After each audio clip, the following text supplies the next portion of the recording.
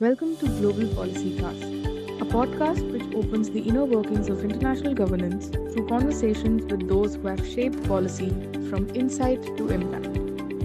Hosted by Insights International with its co-founder Arpit Chaturvedi and Suresh Kumar, a career civil servant with nearly 40 years of implementing policy on the ground.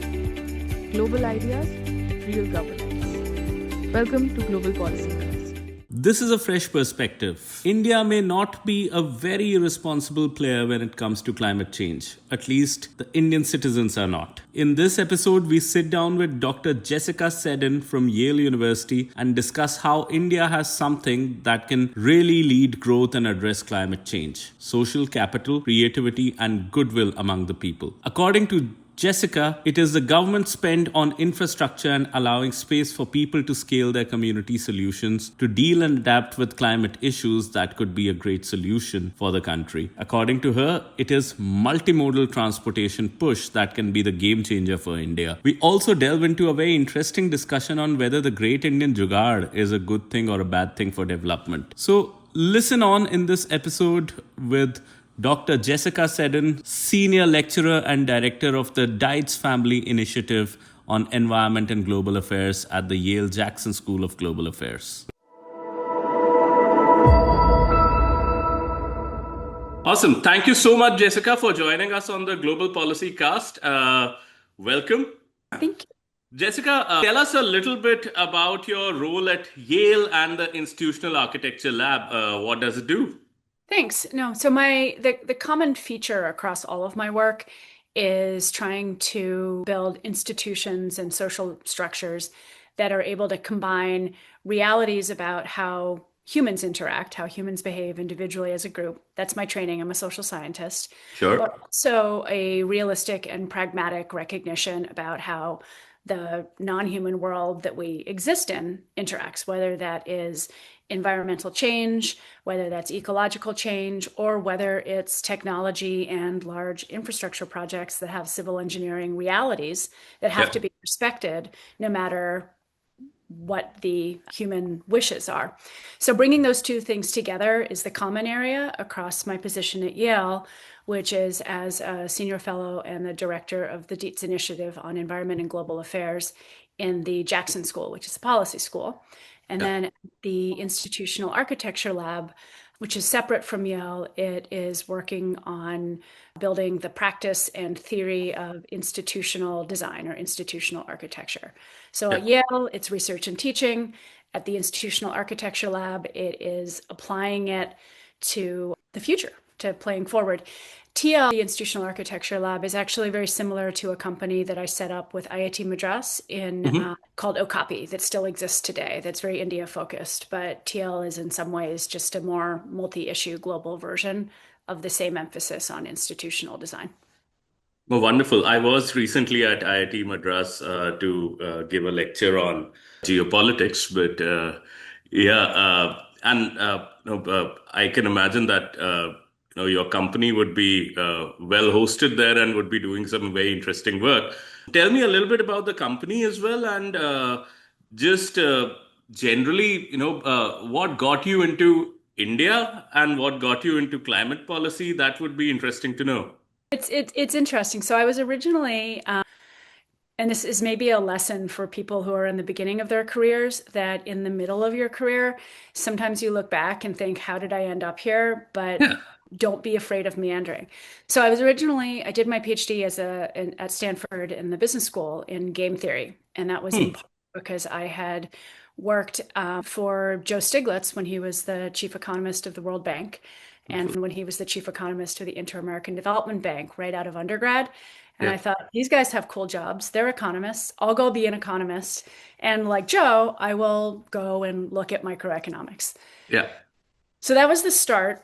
But then at Stanford, they have an annual conference on Indian economic development. And so all kinds of people, civil servants, politicians, leading academics would come to Stanford once a year to talk about different policy problems. And in 2001, I had the very good fortune of meeting someone who was a member of the Planning Commission.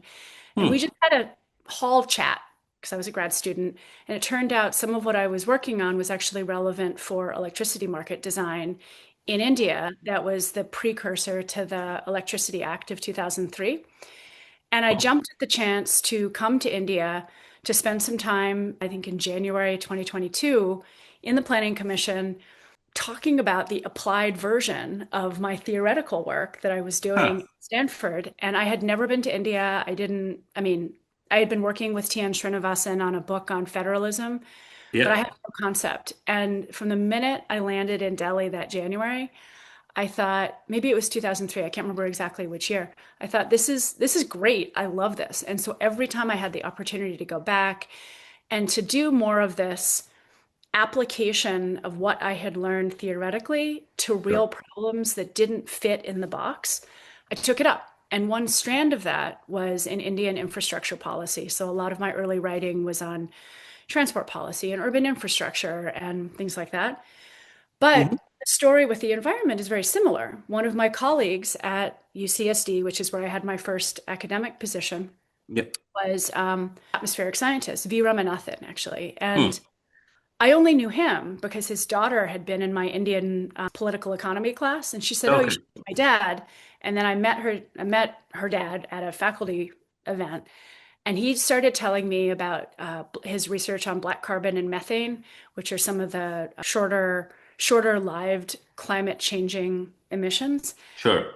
Hadn't heard of this, but I thought, that is a problem that is very difficult to fit into climate policy, which is built around gases. And it Hmm. became the same kind of how do I take what I do theoretically and apply it to these real world problems that don't quite fit. And that's the second strand of my applied work. That now is probably the dominant one. But over the years, it was those two kind of chance hallway encounters that were intellectually really interesting extensions of what I did in graduate school Yep. that have totally shaped my professional life today. Very happily.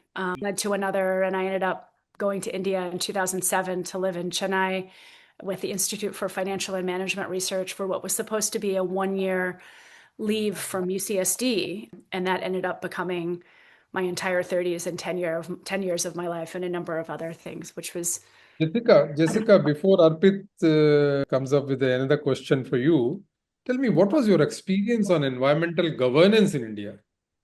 Since you lived in Chennai, and Chennai also has far too many problems on the environment side, and that's true of most of the states in India. How did yeah. you find environmental governance in India?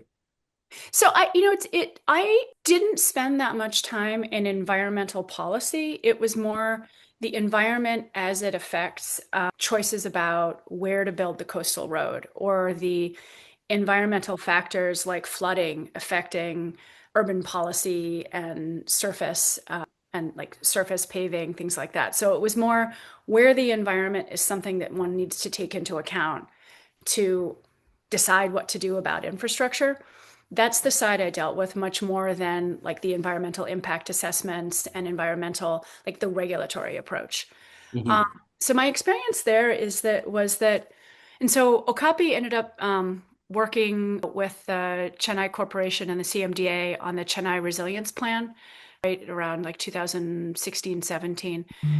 My experience on that side of things was that the way that the characteristics of the environment shaped you could say the requirements for infrastructure or planning Yep. didn't always work very well.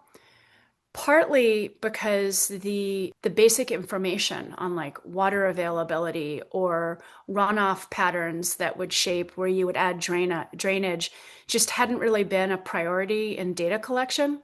So Hmm. the ability to say, how do I need to change my project to meet these resilience needs just was in some ways handicapped by the fact that for whatever reason, a lot of the underlying hydrological or windshed or whatever data weren't readily available or translatable.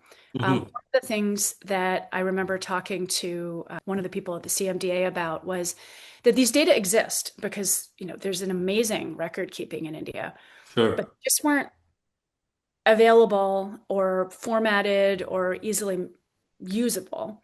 Hmm. consultants ended up having these incredible reports that contained all of the data, but then Sure. the consultant would be hired, they would deliver the report, and then they and their laptop would disappear somewhere else. And so Mhm. one of the things I remember talking to an official at CMDA about was you should require that every consultant not just gives you the report, but also gives you their raw data file. And Yep. that's a condition of procurement. And he laughed and he said, "Oh, those those fellows wouldn't do it." But I still do think, I mean, there's just the organization and the making data accessible and retrievable to map onto infrastructure planning would go a long, long way. While there are issues in data governance and data sharing, I mean, there are no clear data policies in the states. Now that in last year only we had the data privacy laws, and something will emerge in due course. Tell me, while on the policy side, on the governance side is one aspect of the environment management, the other side is social responses to the environmental crisis we see. So, did you find the social response in Chennai or elsewhere in India adequate the way environmental crisis is emerging in India? So I think that on the individual and at the community level, often the social responses are as good as can possibly be. And so on two, and I, the as possibly can be has to do with what realistically are the infrastructure and service options. So if you say you want everybody to be low carbon emission, do they have choices about what's the source of their electricity? What's the reliability of the electricity? What's the consistency of the electricity? And do they need a diesel backup generator? Because if you Mhm. need a diesel backup generator, you're already in a higher emission thing. So it's partly that the level of individual willingness or the individual ability to be low carbon, low resource use is infrastructure dependent. And I think the Sure. answer to a lot of environmental issues is an acceleration of infrastructure investment. So that's one side. Similarly with like solid waste management. So we did a study, we being when I worked at World Resources Institute, we did a study on waste burning in indoor. And we found that some of the reasons that the waste was being burnt and contributing to local air pollution was because of the schedule of collection Mhm. and the fact that on some of the smaller lanes, the vehicles for collection weren't suited to the smaller lanes. And so there was just waste that was there and had to be gotten rid of. Some of it was also actually in the winters, watchmen and some of the people who were working in actually the wealthier neighborhoods were burning waste to stay warm. And Hmm. those are things that are basically coping that has negative environmental impacts, but I wouldn't put it on the same scale of irresponsibility as, say, very high American energy use that is like luxury emissions. So I do think that there are very real infrastructure hurdles to keeping down pollution and energy use. On the adaptation side, I was in Chennai in 2000, I think it was 2015 when we had the December flooding, and my neighborhood, Basant Nagar, was incredibly flooded, and a Mhm. lot of Chennai was flooded. We have two rivers that run through the city, and the power went out, and then the cell towers went out because they ran out of fuel. And I had been watching earlier what had happened with Hurricane Katrina in the US, and I remember thinking to myself, this is going to be really hard because we're going to have days like a week without electricity and my area was very flooded, but it Yep. was exactly the opposite. The level of willingness of people my neighbors lent me cash because I needed to go get a tetanus vaccine. And Sure. the level of just willingness to help and to be ready and to quickly figure out how to move food around was very, very high and adaptive. That's not the same in a lot of cities elsewhere in the world. So, Jessica, Mhm. what you're saying basically is that people's response or people's acceptability of our willingness to kind of improve environment, contain environmental pollution is not inadequate. There is as usual, as normal as it should be. But at Yeah. the same time, there is kind of constraints on the policy side, constraints on the infrastructure side, or constraints maybe financial, which are really becoming a bottleneck or a problem in solving most, if not all, the environmental issues. So will you agree the governments have to do more than what we expect the people to do it? Yeah, I mean, absolutely. So early on, I used to tell people this story contrasting California and India, because I think at the time I was still living in San Diego. So I was in a traffic jam in Mumbai that was caused by, I think buses were striking. And what happened was, all the traffic jam sort of piled up. And then people in the front of the jam started doing 17-point turns and turning around. And then the next layer turned around and the next layer turned around. And everybody drove off the overpass down the street in the wrong direction and went around. And it took, 40 minutes to resolve. A couple weeks later, I was on the highway, Interstate 5 in Southern California, and a sign had fallen down on the highway. People sat looking at the sign for 8.5 hours before it was cleared. Wow. Because no one could just, that this kind of crowd adaptiveness wasn't there. And I think that's an incredible asset that India has. And, I think a lot of the economics literature on the role of the government, has kind of oscillated between industrial policy to the, government is important in driving the economy versus get out of the way and somewhere in between. But I think looking at government and public policy, in particular infrastructure and services, as being enabling of creativity, adaptation, goodwill, innovation from people scaling up, that would be that would really relieve a lot of bottlenecks in India if there were deliberate public planning to enable more of this adaptivity to scale up. It's actually a very fresh perspective on things, Jessica, because a lot of times, policy thinkers in India, we tend to think that this adaptability is more of what we call the jugaad mentality in India. And that creates all sorts of, problems of coordination. And that's probably, that also brings with it a lack of fidelity to rules. But it's an interesting perspective what you give. Yeah. I mean, there is that downside to it. And there's also, I remember like in the 2000s with C.K. Prahalad, there was a lot of celebration of jugaad. At the time, I remember thinking, well, that's celebrating a burden that's being placed on citizens. I felt so too, yeah. And so there is a fine line about how much you can expect, but I think something that is able to channel and enable and support. But I think, since the 2007, if you look at the impact of what India has done on identity and on financial transfers, the whole financial infrastructure that's been built to access credit, bank account, money systems, an identity that you can say, I am myself across boundaries, that is incredibly enabling. And I think all of the stories that have come out of that. Now, what would be a similar investment in multimodal transport and digital access that is universal for the physical movement as opposed to digital movement? It would be the next step. And I think you'd see changes in the role and the viability of tier 2 and tier 3 cities. It would allow people to move, or it would allow agricultural adaptation. I mean, one of the big bottlenecks for agricultural adaptation in India is the transport linkages of different crops to markets. So there's a whole program in Himachal, for example, on with apple growing. So apple growing, the yields are getting lower and lower and lower. I mean, you must know this. That's what I was thinking. Mr. Kumar would have something to say about it. But if you move from apple to stone fruit, then you need different pace of market linkages.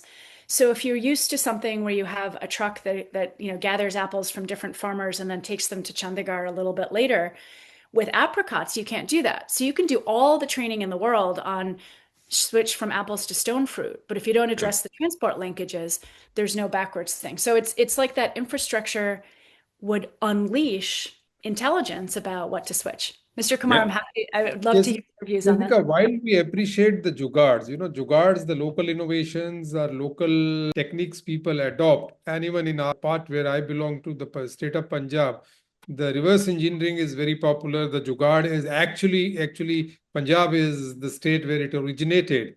But the Yes. fact is, the problem with jugaad is whether it is in transport sector, whether it is in agriculture sector, whether it is any other sector, even in environmental management and adaptations. The fact is that person who indulges or who uses the jugaad does not think beyond. Jugaad is applicable and is adaptable in a particular situation at a particular location. Yep. What happens beyond with the jugaad? If you do a jugaad in Chandigarh or do a jugaad in Ludhiana or do jugaad in the neighborhood, what is the impact of that in Delhi? What is the impact of that in the neighboring states? What is the impact of that jugaad in the urban sector or transport sector, on the water sector, or its many other sectors of the economy or of any city? The problem is jugaad is locally relevant. It is relevant for a particular season, particular time, but it cannot become a policy. It cannot become a technique or technology for all times to come. That is where in governments, as and when I had to deal with jugaads, whether in the Department of Agriculture, whether in the Department of Water Resources, even in the Department of Energy and Electricity, both fossil and non-fossil energy sectors, we discourage jugaad. Jugaad is we as civil servant, we kind of pushed for jugaad only in case of disaster management, only in case of emergent situation or emergency situation. That is where you just can't avoid. Something has to be done locally, something has to be done immediately to save lives, to save infrastructure, to save animals, to save whatever is at stake. But jugaad as a policy, jugaad as a technique or technology, I think I won't recommend to any civil servant or any policy maker. So, but you said it originated from Punjab. Right, Don't usurp our national heritage. I am from UP. We can claim it too. So, Well, I'll leave the origins of jugaad there, but I do want to clarify what I meant, because I was not recommending jugaad as a sure. policy, but more a conscious, deliberate planning strategy to allow some of the best of the local innovation to scale. So with the apple farmers, for example, if a farmer or any other crop, if a farmer with a crop that is no longer environmentally viable because of temperature or precipitation Yeah. has some other idea, making sure that there's the transport linkages for another type, for something to move faster, to move in smaller loads, to be able to reward the farmer's own research and innovation Yeah. by making sure it can get to market instead of blocking it, seems important. And I don't think you'd call that like agricultural jugaad. It's more innovation that needs a complementary investment from the state. Yeah. And, the example of the, moving around the traffic was probably a bad one, because that is jugaad. You shouldn't drive down the road the wrong way. But ideas about how to, if you had a municipal corporation and 3 surrounding town panchayats that recognize that they have a shared labor market, and they try to figure out what would be a traffic or a congestion management plan. Yeah. It's actually an example to then figure out how can you allow Move labor, other yeah. cities and set up the funding so that you can have clusters of municipal corporations, town panchayats, maybe even some village panchayats that happen to identify a shared need. So it's making, I think the recommendation is to make it easier for the actually constructive innovation Yeah. to find a home, rather than encouraging everybody to do their own thing. I just want to make sure I'm clear on the record with I that. can give you a concrete example. What I've been saying it, and I will say it today also, jugaad helps in kind of encouraging good policy making. Jugaad helps the governments to bring in more appropriate regulations to enforce discipline. A typical example is the local transportation system in Punjab. Initially the jugaad term came up in 1977-80, when there were no local transport facilities. from urban areas to going to villages, and people made a locally designed engine, Generator. and Yeah. they used to run autos and rickshaws with that locally made engine. And there were too many accidents, too many people were dying, and the roads were messed up with all these. They were typically called Peter radars. They were typically called Peter radars, and they were transporting people from one village to another, one place to another. Now that compelled the government to kind of bring in discipline on roads. That compelled the government to introduce initially the auto rickshaws, then electric rickshaws, then motorized local transport. This is all compelled the government to think there was a need. There was a need for local transport. Government had no arrangement. Government had no policy. Government had no regulations. All that jugaad they made, the Peter Reda jugaad, it is typically called in Punjab the Peter Reda jugaad, which is basically local cart made by the local motorized cart made by the villages. Now that Peter Reda jugaad helped us to think of local transportation policies. The municipal corporation, the municipalities were compelled to think Yep. of introducing the local buses, local autos, or buses which carry kind of people from one village to another, one market to another, even carrying the food stuff, carrying the agriculture produce from one market to another market. This all helps. Jugaad helps to innovate, yes. Jugaad helps to evolve better policies and better regulations, but Jugaad cannot be a policy.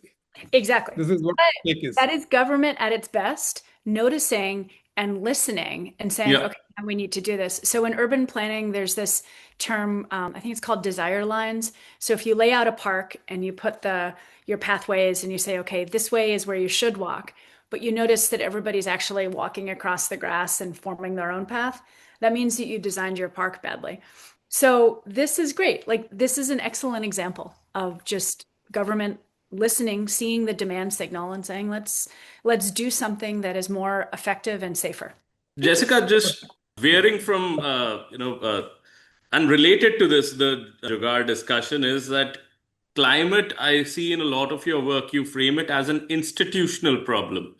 We do consider it usually as a technical problem as well, and you seem to straddle both of the domains. But how do you see it as fundamentally an institutional problem? And if we could, and this is again something that a researcher on climate change and somebody from Punjab would be able to say that the Delhi air pollution that we see, and it has become a thing that is problematic every year and it increases year on year.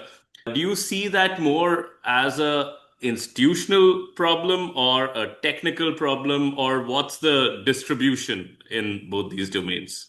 That's a good question. A couple of things. So first point is when I use the word institution, I'm thinking of a variety of social structures, whether it's an organization, an agency, a partnership, a contract type. So I use the word in a fairly wide sense of a variety of social structures. Sure. And I think the thing is that institutions are in some ways the platform or the ecosystem from which policies and implementation arise. So you want to have policies that are able to be up to date, that are able to be responsive, that are able to notice a problem before it becomes huge, notice a demand before it becomes, met in unsafe, inefficient ways. Yeah. And you want an ecosystem or a setting in which a policy or a decree, a statement actually is followed through over the years in the everyday management within the implementation or the public-private partnerships or the state agency or whatever. Yeah. Institutions sit underneath that. And so that's why in order to continue, with something like air pollution, which has sources that change by season over the years, they change with climate change. So the sources change. In order to have a setting in which the policies can continue to be effective and to be targeting the right emission sources or the ones that contribute the most in a cost-effective way that understands some of the distributional implications, you need to have the institutions underneath that are able to organize emissions monitoring, air pollution monitoring, source attribution. Like there needs and they need to be able to follow through all the way to the not just the pollution control boards, but also to the provisions for credit to small industries. Like you can't just say pollution control board, you go deal with brick kilns if you're not also offering credit facilities to be able to move to a very different scale of brick kilns to be lower. Yeah. So to get that whole package of the right technical and policy solutions, Yeah. you need the institutions that organize those activities. So that's why I think it's an institutional problem. And I'll come back to the Delhi issue and air pollution because I have a few words to say on it. But Mr. Before you move on that, Jessica, and before Arpit raises the further question on that, tell me, based on your experience on institution building, and you've been referring to institutional constraints time and again, if you are asked to design or redesign one institutions for better environment management in India, what will you do? What is your suggestion on that? Just one. I have, for example, the central I have a general control. You can be more specific, but let's say Central Board of Pollution Control, the CPCB.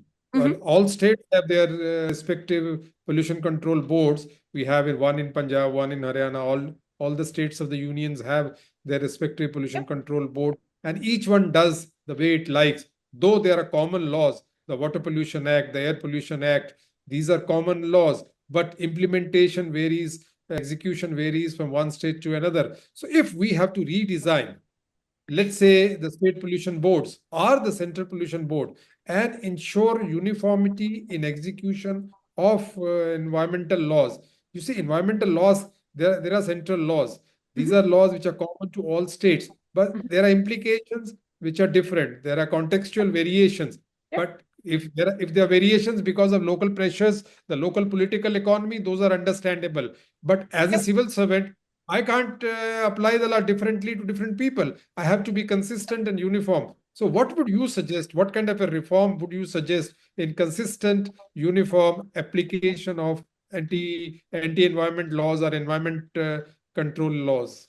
So there are two things in that. So I haven't looked recently at the last time the Central Pollution Control Board and the State Pollution Control Board was around 2018, 2019, when I was giving advice to the 15th Finance Commission on air pollution. And one of the things that was very well documented then was the vacancy rate in the state and the central pollution control boards, particularly at the level of technical staff who were doing the air and water pollution monitoring.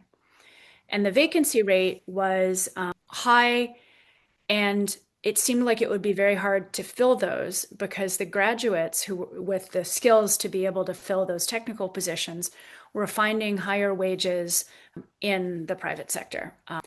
And that there also just weren't as many graduates coming out who had those kind of monitoring the requirements. So it was like there was both a supply of labor and a rate of pay issue. That cuts the knees off even the best political will for enforcing a law and for being able to anticipate problems before they become something that people are protesting about. So I think, one would be to figure out how to either have a differing staffing regime or to have some kind of, one of the things that we suggested, and I think this was earlier with Okapi, was having some kind of partnership between universities so that people who were doctoral students could do a short-term postdoctorate with the pollution control boards, almost like a temporary lateral hire, like a public service to fill vacant slots for a short period of time, rather than, because the whole rate of pay, that's through UPSC, that's a big thing to reform, but filling in some of those capacity gaps to enable the basics of the enforcing of regulation. But I think the whole model of having this idea that there's an adversarial, almost contested relationship between the proponent of a development project, the proponent of a power plant or an industrial cluster or a textile mill or whatever, And then they have to go get this environmental impact assessment and they have to be scrutinized, and then they'll be forever watched, if it's all working and it's all enforced. This adversarial setup for thinking about environment versus infrastructure and development is itself not always the most welfare maximizing way to achieve the shared goal of development that can last. And so having some provision for anticipation of environmental pressures that's more embedded in the other line ministries would help, I think, avoid both some of the adaptation, and so it would advance mitigation, lower pollution, and help with adaptation. And I think that's where, like, when you come to the, when coming back to this question of air pollution, the institutional upgrade for that would be to say, this is not a regulation problem. This is not something for this is in part a regulation problem, but it is substantially an infrastructure investment gap.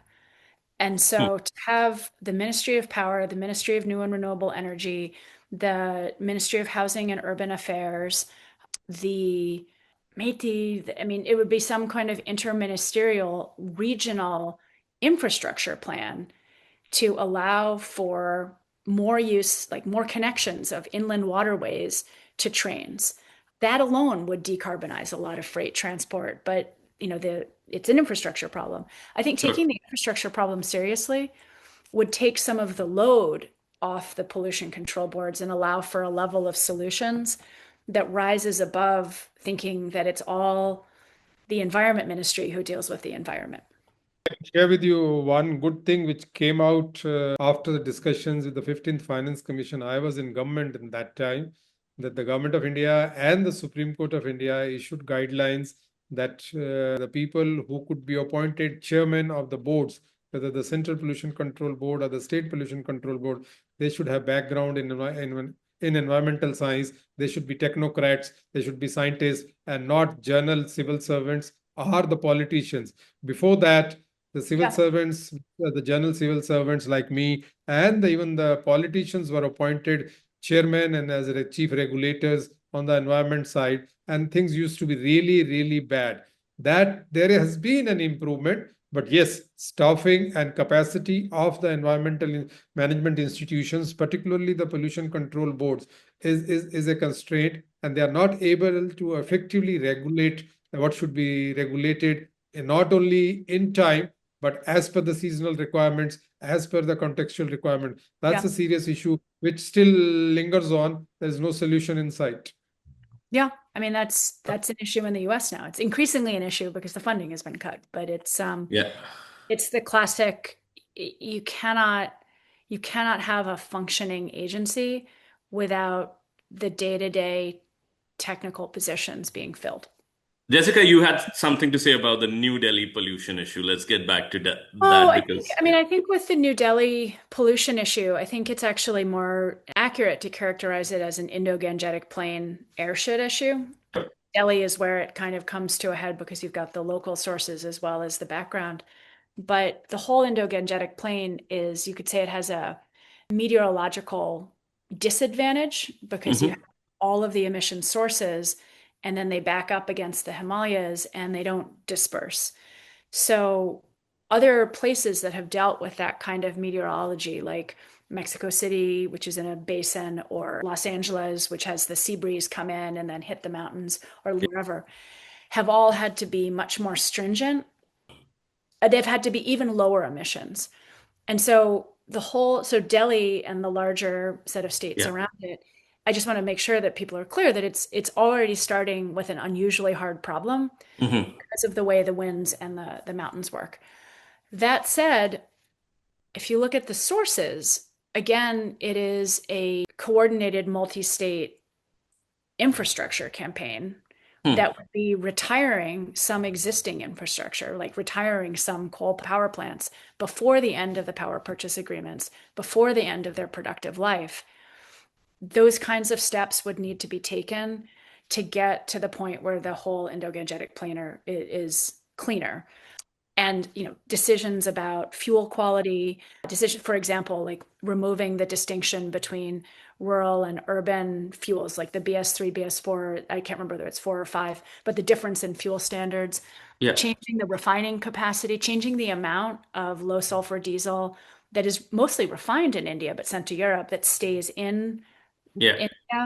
Like, these are the kinds of things that aren't really environmental policy, but that are critical to delivering that environmental outcome. But it would be a multi-year big push, like a multi-year, multi-sector infrastructure push. So politically, you would have to think of it as something that would happen in the beginning of an electoral cycle, the next elections, a national electoral cycle. But it would be doable. In 3 or 4 years, you could substantially reduce the pollution. Some of the pollution is from secondary particles that come from overuse of fertilizer. It's a particular kind of fertilizer that, again, that's an agriculture policy. So in terms of an institutional upgrade, some kind of empowered committee or coordinating, whether it's run through Niti Aayog or the PMO, would be really important to say, here are the sources. How much of this can we deal with by changing regulatory incentives? And how much of this do we need to just upgrade the infrastructure? And which of these upgrades would have co-benefits for economic geography, for enabling a dispersion of industry into smaller cities? None of this is ever going to happen if it's only about air pollution. But all of this would also change the economic, employment, and livelihood possibilities. And so that's where I really think one of the best things that could be done is to take it out of being an environmental issue and into being a India 2047 issue. So it's very interesting, Jessica. I have two things in mind when you're saying this, because typically the story that has dominated the Indian headlines is the Punjab crop, incentives and crop burning patterns, etc. That is usually seen as the main villain in this. Another is that it's the air dome that gets created over the region, which is still out there. Not a lot of people talk about it. But what you're saying is that it needs more of a spread out and concerted effort across ministries, across states, which now there's a Ministry of Cooperation at the center, that could probably be the right place to look at. But I'm also thinking that is it practical to with so many different states, so many different governments, different electoral cycles, is it even practical to do that? And the incentives a lot of times, like coal, you said. Now I'm thinking that right now, the reason why India is not facing a loss of electricity with the Strait of Hormuz being closed is because our electricity comes from coal, as opposed to Bangladesh, which relies on oil. So those things, with so many competing priorities, I don't see how. But before you say anything, I like to come in and, though I'm not advocating that the crop residue should be burned, crop residue has an economic value, and farmers need to manage it and to earn money. It really can give them a lot of money if the policy support is adequately kind of directed in that direction. Farmers can make money out of it, and there's no need to burn. But there are issues in its management which the government policy is not addressing. But at the same time, and I agree with your suggestions, that paddy residue or stubble burning is not the only reason for Delhi pollution. If that was the reason, it is not at all. It is all the politics. It is all the politics of the matter which is really causing the strain on Punjab and blaming Punjab. If stubble burning was the reason, Chandigarh and Punjab would have been much worse than what we see. Also, stubble burning, the big talk is in the last about, let's say, 5, 7 years, 8 years. When we joined the service, when I came to Punjab in the year 1983, there was no issue of pollution. There was no issue of stubble burning. Why stubble burning has started? Because the paddy varieties the new crop varieties which have been introduced, the paddy crop production cycle, they have reduced the cycle to 140 days to 120 days, and that has some seasonal clashes. That has clash with that, those implications clash with the environmental and atmospheric pressures on the region. So Yep. the scientists, while researching on the new varieties, have not taken the Yep. atmospheric implications of Yep. those varieties. As a Yep. result, I was in Fresno University last summer, and there were some original scientists who had worked in Punjab and Punjab Agriculture University and worked on researching the original varieties when paddy was brought to Punjab in 60s and early 70s. That time, this issue did not come up because Yep. those varieties were long duration. Their harvesting did not clash with the atmospheric pressures and change of suddenly fall in temperature, sudden rise in temperature, all those things. Also, it has to do something with the climate change. Yep. It does. These implications, qua agriculture, qua farmers, need to be studied in more detail instead of blaming the farmers. And farmers have been. I was agriculture secretary for over 3-4 years of the state of Punjab. Farmers are quite willing, but unfortunately, the policy support which farmers are looking for, paddy stubble, paddy straw management, paddy residue management, or crop residue management policies are not there at all. You're making my case, sir, that environmental policy shouldn't just be the pollution control boards, because this Yes, is exactly absolutely, that absolutely. the roots of most of the environmental catastrophes lie in something that is another policy area. And so what is the way to have those roots be more visible and addressed? And that's where I think the way I will blame it on to missing policy synergy. The different policies, the food policy, the agriculture policy, the electricity policy, the environment policies, they don't speak to each other. The ministries do not interact each other. This lack of policy synergy is causing what is the policy gaps or governance gaps, and as a result, the farmers and the common man is suffering. Absolutely. So I think, two quick points on this. One is that, coming back. So one is that I think there's a project that the Ministry of Earth Sciences is supporting called the SAFAR, the System of Advanced Forecasting of Air. I forget what the R is, but they do source attribution on a daily and weekly basis. And if you look there, you can see that on some days stubble burning is important, but usually it's minuscule. And I think that has done a lot, I've noticed in the newspaper coverage, to shift some of the understanding. So I think that kind of public awareness of the actual sources is important for creating the pressure for that policy coherence. But then institutionally, in the note that I had written for the 15th Finance Commission on air pollution governance, we had suggested borrowing from the model of the Long Range Transboundary Air Pollution Convention, which is a European air pollution convention that has each of the countries, all with their own electoral cycle, all with their different levels of income. I mean, when it was started in the 80s, there really were big differences in levels of income, east, west, north, south. Sure. And they realized that the air pollution spilled over all the countries. And so this mechanism has three really important components, each of which India could build. One is that there's each country contributes into a joint model of emissions, where they go, and what are the impacts. So there's a shared understanding of the mixing that is about the whole airshed. And it's not just Delhi-centric, blaming other states. It's all the states in it together. Because your point, it's not like farmers want to sit in the middle of the air pollution before it moves to Delhi. I mean, this is a whole Indo-Gangetic plain, so it can't be Delhi-centered.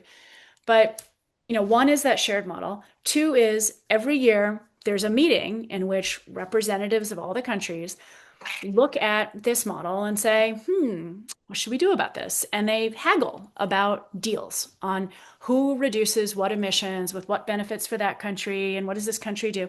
And if countries can do it, I think states can, really do it. Yeah. And then those commitments are made public. And so there's a little bit of an enforcement mechanism, but it's largely transparency about what each country does to contribute. And in these meetings, they can update what are the important pollutants. So it's one of the more effective and adaptive environmental mechanisms that I think could be really adaptable into Indian federalism. And I don't know if the Finance Commission still has the website, but the report is on the website and it has an actual mapping of this is what the Long Range Transboundary Air Pollution Convention does. This would be the equivalent in India. These would be the venues you could do it in. And I still think that that would be something that could really be transformative in addressing the problem. But So Jessica, interesting, we don't have it already. Yeah, something like that. while we are on the subject of air pollution, what would you recommend? What three quick suggestions for the policymakers to contain the air pollution very effectively? Instead of blame game, instead of any other political or not so political aspect, three quick suggestions for the policymakers in India to contain air pollution.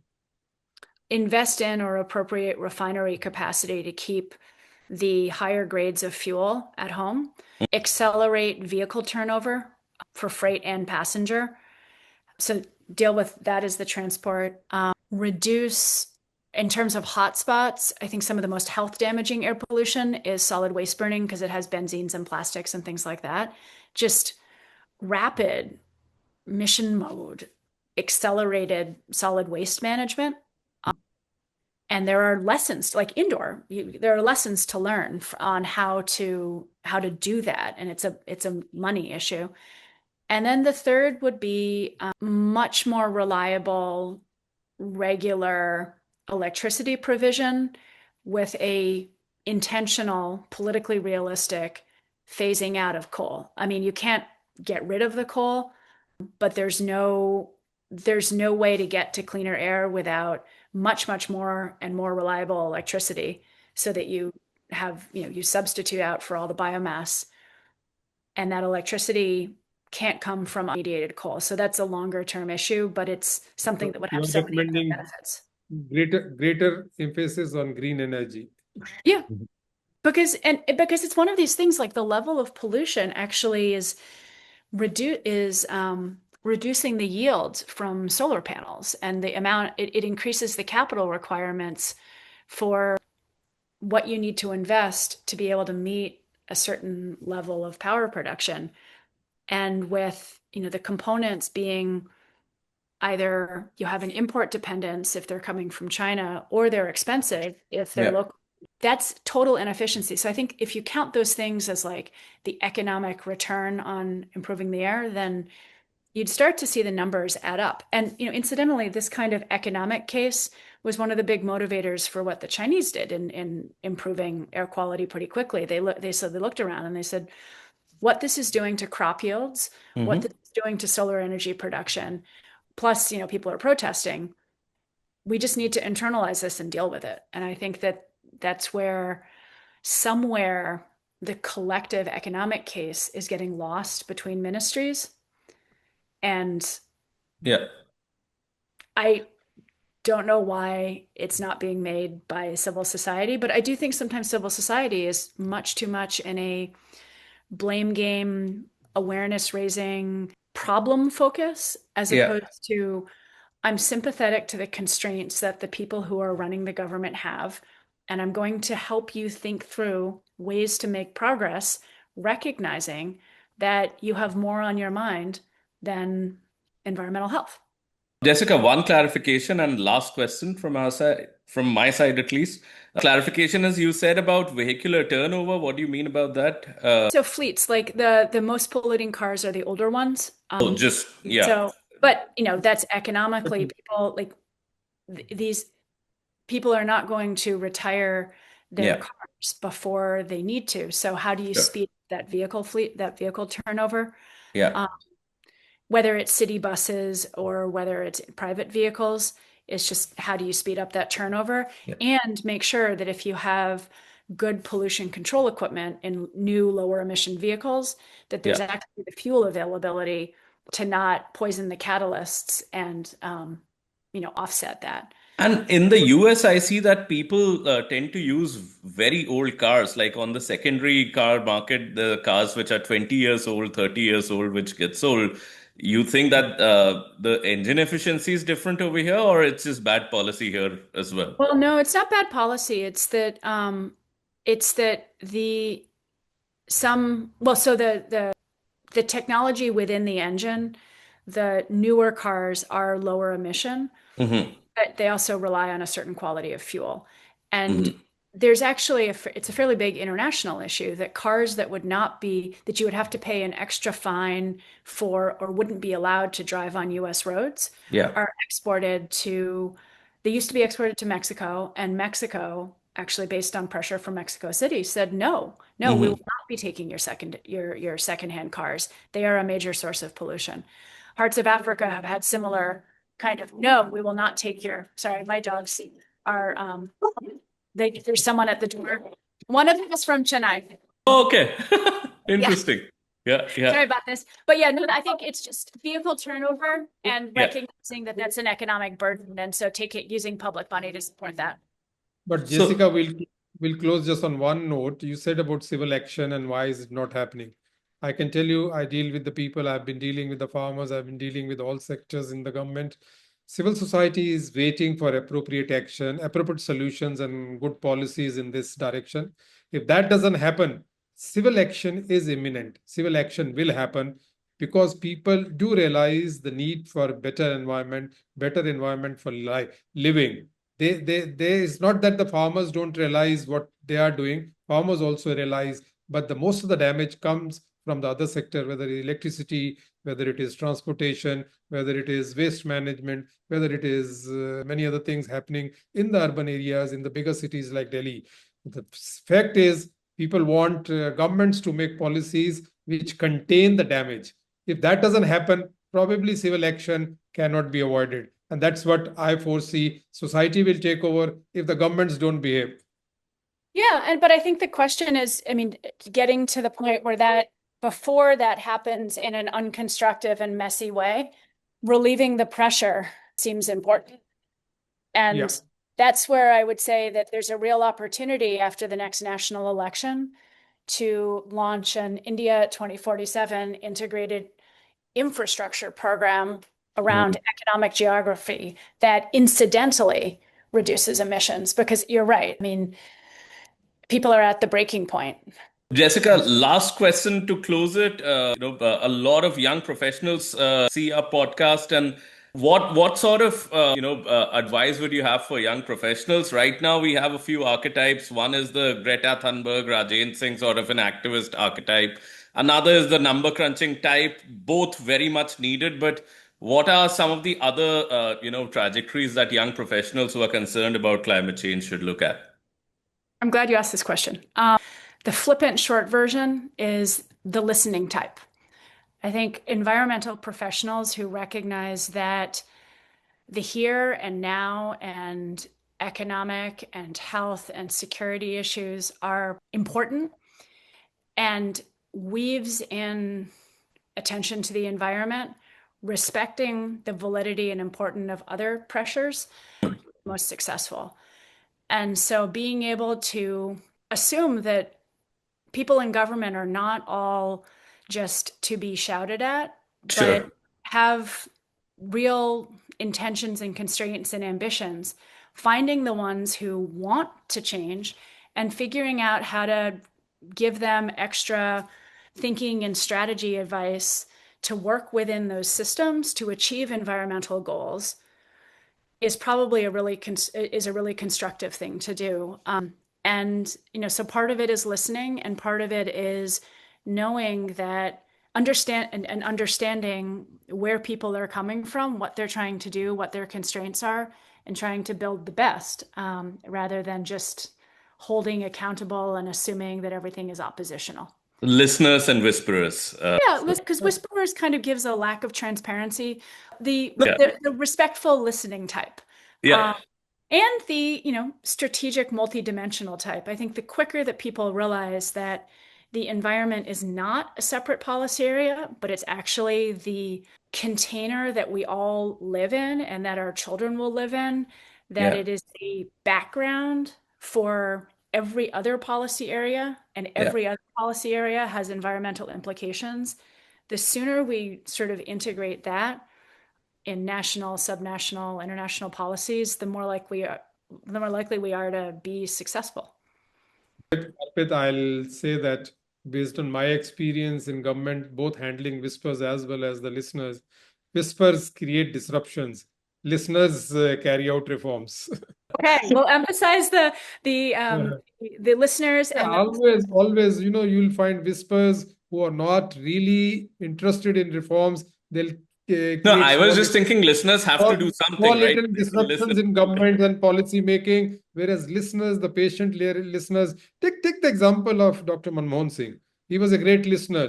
He never whispered anything, but Yeah. the kind of reforms he could conceptualize and carry out just quietly through the system, working with and through the systems. So listeners work with and through the systems. The whispers create a lot of problems.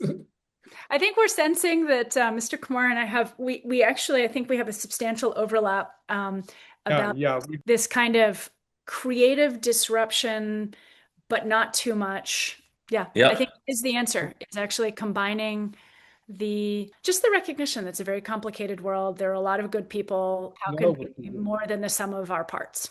Well, on that very hopeful note, thank you so much, Jessica.